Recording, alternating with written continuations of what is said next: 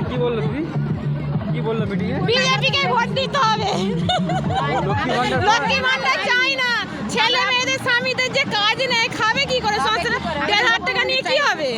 500 টাকা বাড়ালো তো। না বাড়িয়ে কি, আজকে বাড়িয়ে কালকে সব জিনিসের দামটা বাড়ছে, এটা কি জানেন আপনি? আমাদের পয়সার দরকার নেই, আমরা জানি সবাই গেলে সুস্থভাবে থাকবো, এইটাই। লক্ষ্মীর ভান্ডার আমাদের চাই না, আমাদের স্বামী ছেলেদের কাজ চাই।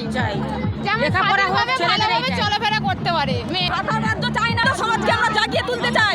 শিক্ষিত সমাজের ভাতাতে আমাদের সংসার চলবে না। 1,500 টাকার ভাতা নিয়ে আমাদের কি হবে? সারা বছর আমরা এতদিন ভাতা পাইনি, কি হচ্ছিল? আমাদের সব শিক্ষা সমাজকে পিছিয়ে একদম দলানিতে ফেলে দিচ্ছে। এই তো আমরা চাই না।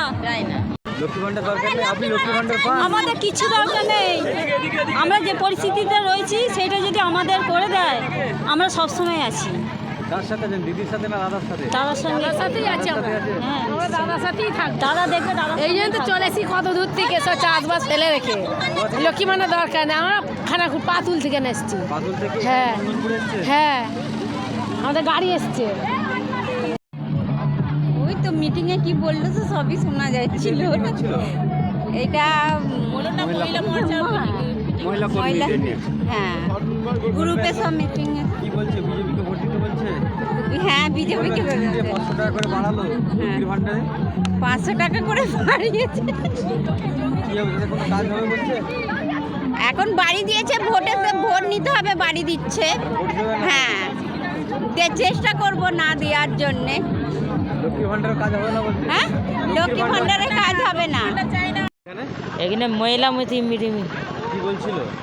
ওই মানে সুশাসনকে ফিরাতে হবে, ও পাশে থাকতে হবে, তারপর ক্ষমতায় আনতে হবে, তারপরে থেকে কোন দলের মিটিং ছিল? এইটি এতে বিজেপি। বলছি লক্ষ্মী ভান্ডার পান?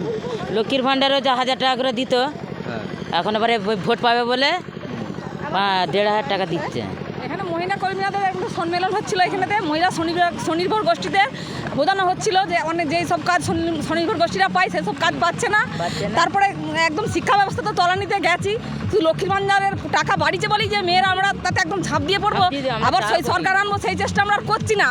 শিক্ষা ব্যবস্থাটাকে তলানিতে ফেলে দিয়েছে। ছেলে মেয়েরা একদম নিরক্ষরতা 2 দিন পর চালু হবে। এই যদি সরকার থাকে, এই সরকারকে দূর হটাতেই হবে। তার জন্য আমরা মহিলারা এখানে সবাই উপস্থিত হয়েছি। মহিলারা লক্ষ্মী ভান্ডার আমরা গলে যাবো না একদম। চলবে না।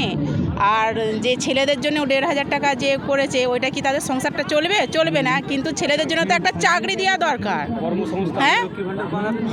হ্যাঁ, লক্ষ্মী ভাণ্ডার তো পাওয়া যায়, ঠিক আছে। ওই লক্ষ্মী ভাণ্ডারে তো আমাদের এই লক্ষ্মী ভাণ্ডার দিদি দিচ্ছেন, কিন্তু এই দিক সে তো নেওয়া হচ্ছে, কিন্তু যে এইদিকে বিল টিলগুলো তো বেশি আসছে, সেই পয়সাটা কে দিচ্ছে? কিন্তু আমাদের পয়সা থেকেই তো দিদি পয়সাটা দিচ্ছে। কেননা সবাই বলছে যে লক্ষ্মী ভাণ্ডার দিচ্ছি। লক্ষ্মী ভাণ্ডার তো দিদি আর দিদির ঘর থেকে দিচ্ছে না, সে আমাদের পয়সা থেকে নিয়েই তো আমাদের ঘরে দিচ্ছে। সেটা কেউ বুঝছে যে এই ভোটের সময় এসে দিদি 500 টাকা বাড়িয়ে দিয়েছে। কেননা এই ভোটটা হয়ে গেলেই দিদি আর 500 টাকাটা দেবে না, ঠিক আছে। তারপরে কি আর ওই 500 টাকায় সবাই সংসারটা চলবেও না। এই ছেলে মেয়ের পড়াশোনা, এই যে একটা মেয়ে টিউশনি যাচ্ছে, একটা বড় মেয়ে টিউশনি যায়, তার কি কোনো স্বাধীনতা আছে যে এত রাত্রিরে সে ঘর থেকে বাইরে থেকে ঘরে আসতে পারবে? সে তো ভয় খায় যে আমি এত রাত্রে টিউশন থেকে যেতে পারবো না তো।